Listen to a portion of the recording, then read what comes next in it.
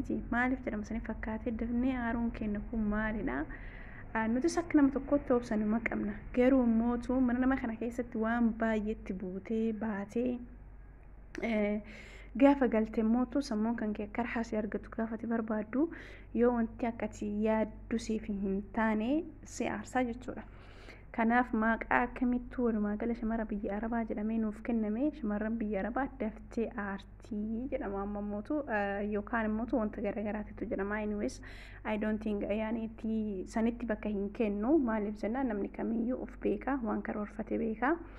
Waan karoorfatte sana irra gahuuf immoo yoonuma durallee aarii kan guddatu taate obsuun wanta kamirrattuyyuu si barbaachisaa jechuudha.